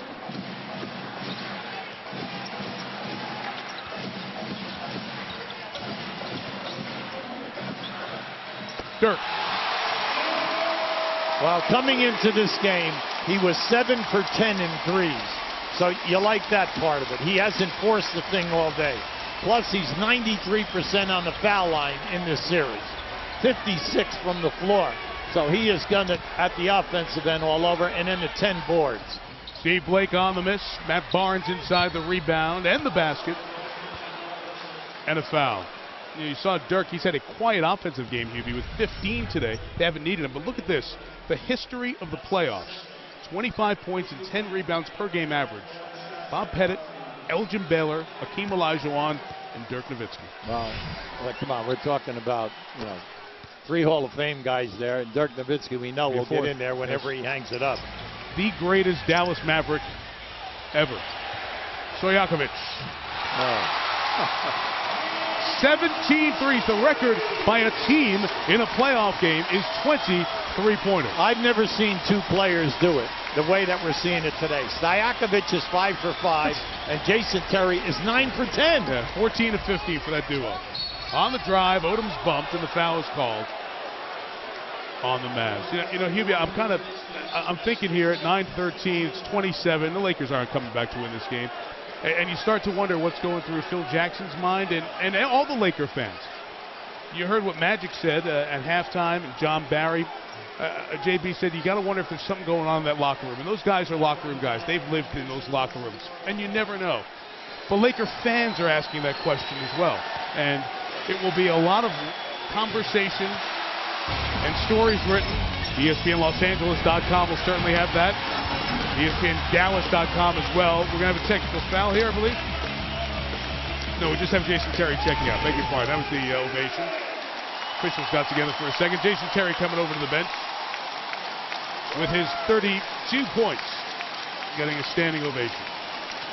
So, well, Mike, this has just been a classic. If you are a defensive team and you cannot guard their 3 perimeter players off the dribble, you are constantly rotating and double teaming. Your defense is now broken down and at a disadvantage. Whoa. Odom went to Nowitzki on purpose. Flagrant is called right away by Jason Phillips. Odom was frustrated, and I thought there was a cheat there. There were some words a moment ago. Yes. Odom has been short on all of his free throws. As Nowitzki was coming down the court, Odom met him there and came over with a physical and a little bit of an elbow, and let's see what will be called here as the officials get together. Well, you never want to see anything like this happen, mainly because you're dealing with a franchise player here, and then Odom is still giving a lot of lip right here now. He's yelling and cursing here at Nowitzki. And Nowitzki right now, he just has to walk away. Mainly because you are the star for your team, You know, up until today in the first 3 games, there it is right there. See, that's uncalled for. Yeah, I got to tell you something. It's a 27-point game. There is frustration on the Lakers' part, but you also have to lose like a champion. If you are a champion and you are part of a championship team, you have to lose that way too, and that was uncalled for. Now this is a situation, I'm glad the referees, like we told you early on, even in that first half, they were not allowing cheap things to happen. They were right on top of the call. And I like the quick whistle right here. They're not going to allow Odom, and then that is the correct thing to do in this game. They're going to throw him out of the game. Yep. Put him out. You cannot set a tone for any more things that might happen in any other game throughout the playoffs. This is the correct call. The officials have been positive all day today. They've been on top of every single skirmish that might have happened. Well officiated game here.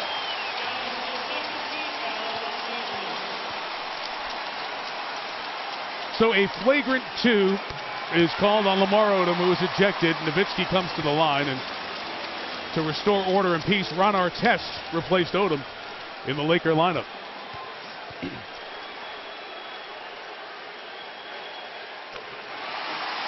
(96-68). Kids between the ages 6 and 12, ask mom and dad. It's Mother's Day, ask mom. Go to NBAHoopTrip.com, enter the shot clock shopping spree. You can win one of 3 VIP trips to New York City, where you and an NBA star will shoot for 24 seconds. Get as much gear as you can. NBAHoopTrip.com.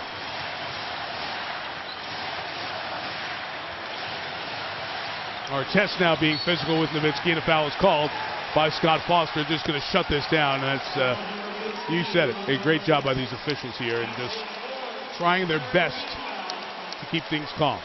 Well, the one thing is you cannot allow a star player who's one of your top players in the NBA, makes the All-NBA first, second, or third team every single year, to get injured in a game that, you know, you're definitely going to lose, and you're getting pounded by short temper. You're getting embarrassed. You're getting embarrassed. That's correct. By 30.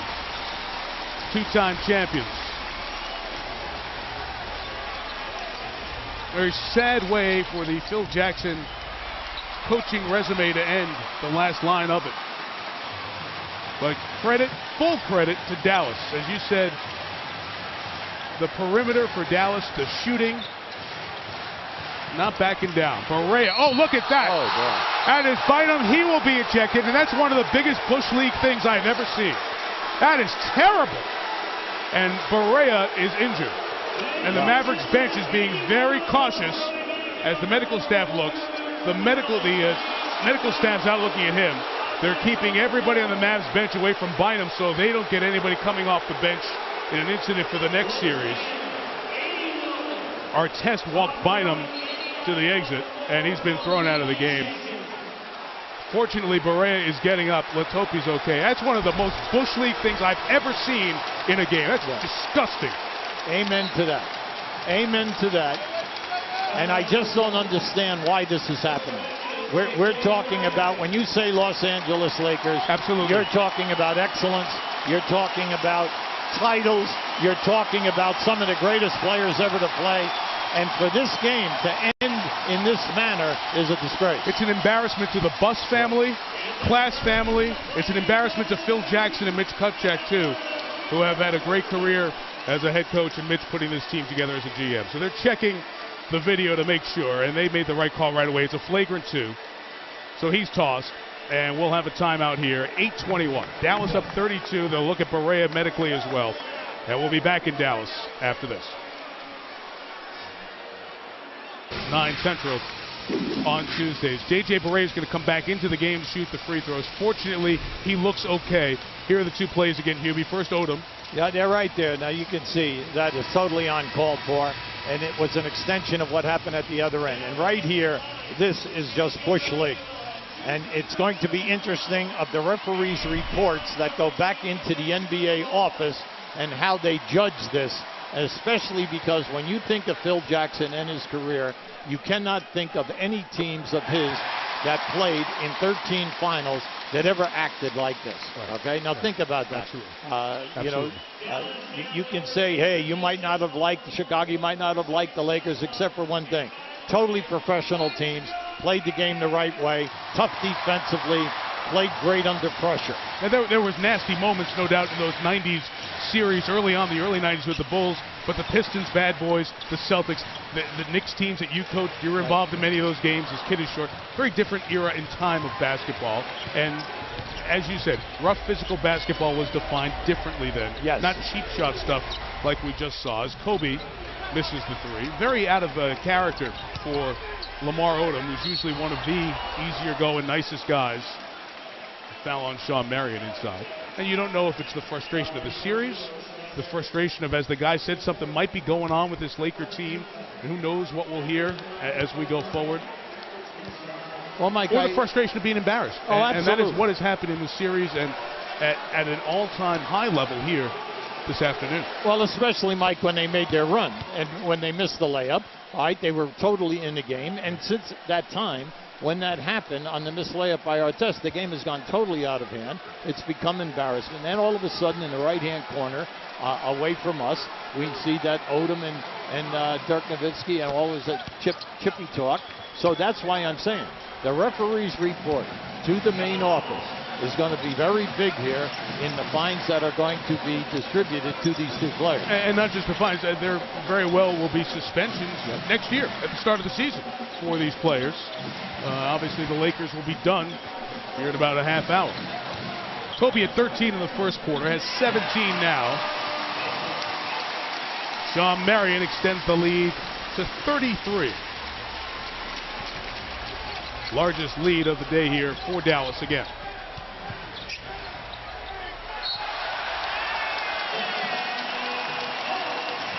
Well, we've seen this double teaming and defense coming out farther, out by the three-point line by Dallas in all of the other games, and especially today, selectively, they take them and they force the passes, they get them out of their triangle offense, and they make the offense difficult for the Lakers.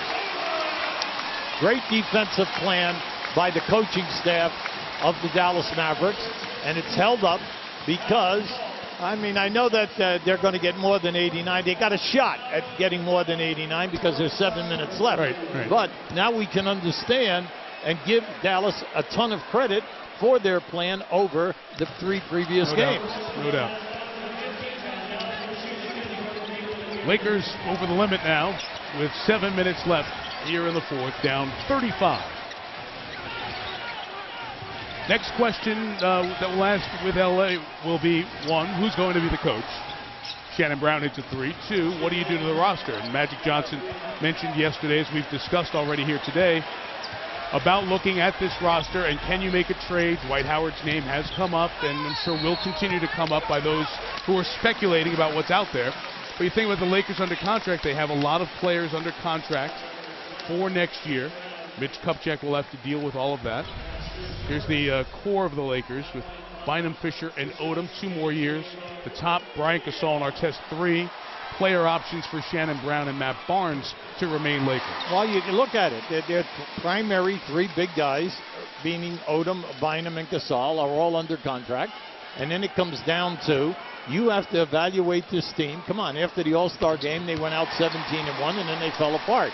And everyone kept saying Brian Shaw might be the leading candidate to be the next coach. But everybody is saying, what is wrong with the Lakers? It's a lethargic play, and even in their first round, in their series, they did not play up to their potential night in and night out. And then definitely in this series, come on. I like the fact that Phil Jackson said that, hey, with 3 minutes, we could be ahead 2-1. Game 1 and Game 3. Absolutely, because they were ahead in both games as we got down into the 3-minute mark, and it got away from them. Well, that's called execution and getting. Did you shoot a high percentage? No. Did the right guys get the ball in their best areas of the court? And the answer to that was no. So people question of how they ended those 2 games that they lost by shot selection, and then at the other end, Phoenix got the ball to where they wanted to go. I'm sorry. Dallas got the ball to where they wanted to go, and they did an excellent job not only getting high percentage shots, but getting on the foul line and making their foul shots. You mentioned Brian Shaw. He has been the person mentioned most as the person who could be next in line to replace Phil Jackson. He's been here for a while as an assistant through the organization. Celtic draft pick, 3 NBA titles with the Lakers. Very good relationship with Kobe Bryant, which is essential to the next coach because Kobe is still the centerpiece of this franchise. So we will see if that in fact is the next place they go and when that conversation starts to heat up. But the speculation will begin here in 6 minutes of playing time. 109-78 after the Shannon Brown 3. No one understands the weaknesses of a team when it starts to crumble unless you're in that locker room and you're at the practices and you're at the timeouts over there at the benches. And then when you're watching your team play, are they executing the game plan at both ends of the floor? And then where is the chemistry or lack of chemistry, and why is there a lack of chemistry? Is it a fatigue factor? There's so many things that will go into Mitch Kupchak and his administration and the coaching staff sitting down and trying to diagnose what has happened here to this ball club. All these runs to the finals. Stojakovic again. He's 6 for 6. And Stojakovic and Jason Terry are 15 of 16 shooting threes. They have put on the best 1-2 3-point shooting show in NBA playoff history today. Artest inside is fouled, and we hit a timeout at the 4:45 mark. That 3, the 47th, and this will be a 4-game series, so it's a record. Sometimes jump shooting does not carry over to the playoffs. It has in spades for Mark Cuban, Jason Terry, and the Western Conference final bound Dallas Mavericks. ESPN's presentation of the NBA playoffs on ABC, brought to you by the 2011 Sierra from GMC, the best Sierra ever. Especially my own. Nice greeting from Tyson, and the Mavericks on their way to this conference finals. ABC Wednesday Happy Endings, all new. Every Wednesday, ABC giving you not one but 2 all new back-to-back episodes at 10, 9 Central here on ABC. Your Buick Regal game track for this closing game of the conference semifinal. Dallas up 4 after the first, and the 3-point barrage began, up 24 at the half. Same true through 3. Jason Terry tying an NBA playoff record with 9 3-pointers, and the Mavericks as a team are 2 shy of a record. They've hit 18 threes in this game. Kobe Bryant likely on the bench. The benches have been emptied both ways. Jan Mahimi, Brian Cardinal, and Corey Brewer checking in for Dallas. Trey Johnson, who played only 1 regular season game for the Lakers, has checked in for Los Angeles, trying to avoid their worst playoff loss ever. They're down 32 right now. Of course, we remember that game in the finals in 08. There is Corey Brewer, the former Florida Gator, who actually gave him some good minutes in Game 1 when the Mavs were down 16. Before that layup by a second-team player, Stojakovic, Terry, and Barea scored 72 points in this game. The first team for Dallas has only scored 36, so they doubled them. But how about they made 26 out of 33 shots? Now, when do we ever see that, Mike? We've never seen that. 3 guys coming off the bench with that kind of production. Luke Walton has also checked in for Los Angeles along with Trey Johnson. And Joe Smith, the former #1 overall, as we are just filling out the box score here in the last 4 minutes, but it's a different one, ending the career of Phil Jackson. Let's talk about what Dallas has been up against, QB, because Mark Cuban's built an unbelievable franchise here, very successful. But look at the roadblocks they've had. They've had the Kobe and Shaq, and then the Kobe Lakers, and the San Antonio Spurs with Duncan, Parker, and Ginobili. In the last dozen years, only those 3 franchises have been to the Western Conference Finals, and the Lakers doing it all those times. The Spurs 4, and Dallas in 06 when they lost to Miami. And in that same time period, 3 teams have represented the West. 9 different teams have represented the East. So the Mavericks are really darn good. They just had 2 great franchises on their side of the draw. Well, give Mark Cuban a ton of credit here. Mike, for 11 straight years, they've won over 50 games a year.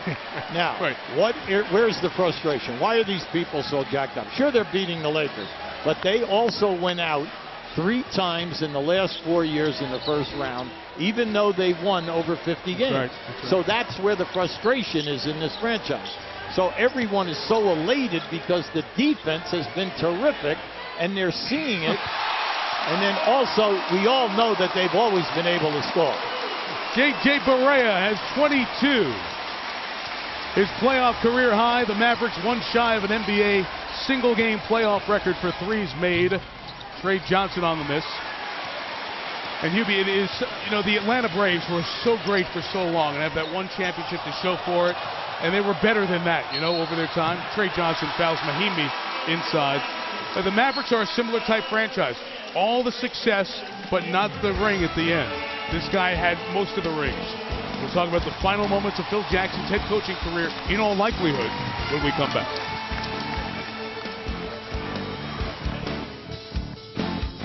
And as Phil said, they put down their adult lives to come here today. It's sensing that it might be the end of one of the great coaching resumes in the history of sport. The 3 championships with Jordan and the Bulls, and then Michael took the 2 years away, came back, and another three-peat. Then they didn't keep those Bulls together. Phil took a year off, out to Los Angeles with Kobe and Shaq winning 3. And then, after Shaq left, Lakers struggled. Phil steps away for a year. Rudy Tomjanovich comes in. Jackson comes back and wins number 10 to pass Red Auerbach for the most all-time. And those hats that his kids are wearing with the X there, the kids made those hats when Phil won the 10th in Orlando. I remember being there and watching them give the hats, and Phil wore that, which was uncharacteristic of him, but his kids did it for him, and then winning the 11th last year.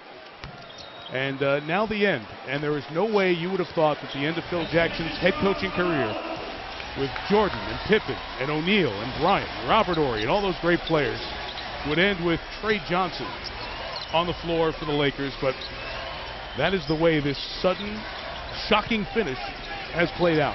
I think, though, when you look at Phil Jackson, it's 20 years of coaching, 13 finals. That is a staggering stat. Then you add the 11 rings. And when you look at him, he was a great organization man. He surrounded himself with excellent coaches and good teachers, starting with Tex Winter and Johnny Bach and Frankie Hamlin in Chicago. Then he'll be referred to as a great communicator and salesman, because not all of the star players that played for him were enamored with the triangle offense. He had to sell that, demand it, and then have the teams play to their potential. Then the last thing, when you're picked as a coach every year to be running for the championship, the pressure that is on you on a daily basis within the media, within your peer group, and within your players. You are going to the middle of June 13 times in 20 years. So from a physical standpoint, the fact that he's been able to stay on top of all of this and then keep the fact, and then it was all passed on in 07 when he went into the Hall of Fame. I want to give you one last number here on Phil, all these numbers.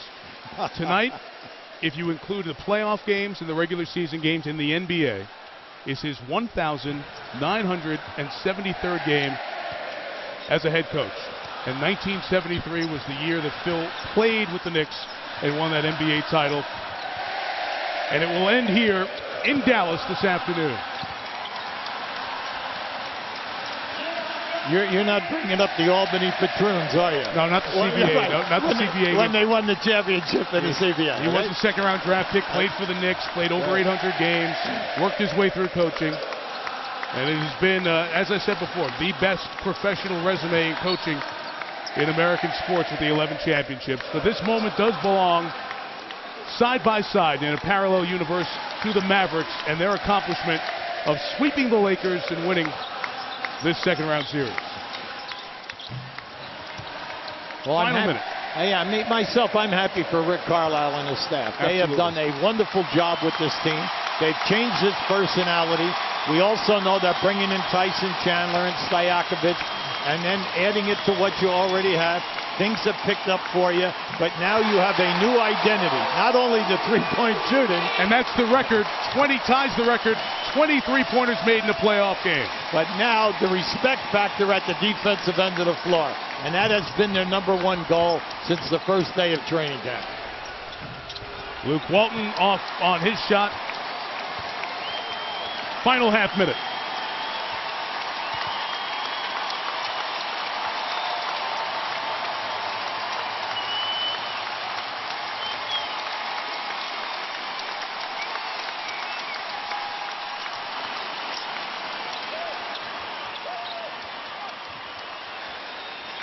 Shot clock violation.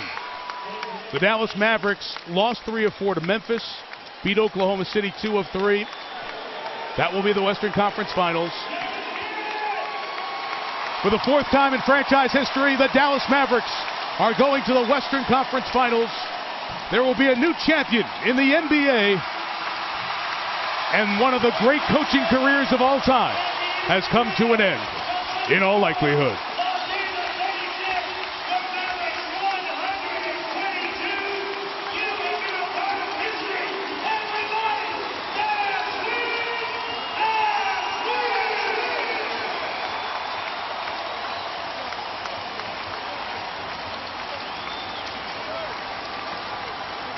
So Mark Cuban and Phil Jackson, who have shared many a negative word publicly, did not go after each other in this series. And Cuban with a hug for Kobe Bryant as he departs. A lot of the players around the league respect what Mark has done with his franchise. A new champion will be crowned as the Los Angeles Lakers face a ton of questions going forward. A very embarrassing elimination here in Dallas, 122 to 86, as they file off. And perhaps we've seen Phil Jackson coach for the final time. 11 rings. This day belongs to the Dallas Mavericks, moving to the Western Finals. And here's Heather with Dirk Nowitzki and Jason Terry. Mike, thanks so much, Jason. You guys came in thinking win, but how did you do it in such a convincing fashion? To God be the glory. We stayed focused. We came out and executed our game plan. Break them down with penetration, get out in transition, but defensively, that's where we started it in training camp. Defensively is where we made our stand. And boy, did you have a hot hand tonight. 9 of 10 from three-point land. At what point in this game did you know it would be a special day? When I woke up this morning, Mom's cooking. It's Mother's Day, so I know she's here. She's in the stands. I love her, and I thank God for her. Congratulations. Enjoy the win, Jet. Dirk, congratulations to you as well. How much more meaningful is this sweep knowing that it came against the 2-time defending champs? Well, it was great, to get through this series. Obviously, they're a very good team. They're the defending champs. And big key was those 2 games on the road. We came in, stole game 1, and really backed it up with a great performance in game 2, and that was really the key. How does this win help erase some memories of some disappointments in past playoffs? Yeah, we've been struggling a little bit. We went to the finals that 1 year. Since then, we had a couple of early exits, but I think this team is as deep and as good as any team I've been on here in the Mavericks, so we're trying to go for it. You've certainly got some time to look ahead to the next series, but how do you avoid that hangover with such an emotional sweep of the Lakers? Well, we got some time now to sit back, and especially Jason Kidd is obviously a little older, so he got some time to rest. And whoever's going to win, obviously 2 great teams are still playing in the Western Conference, so whoever this is, we're going to be ready whenever it starts. Congrats on a great series. Mike and Hubie? Yeah, in other words, you guys knock each other out. Have a good 6-7 game series, huh? Good for Dirk Nowitzki, future Hall of Famer, who has carried this team through some tougher times. Will carry him to the Western Finals. Jason Terry led the bench. The bench scored 81. The Lakers scored 84. We'll crown a new champion in the NBA, and we'll be back after this.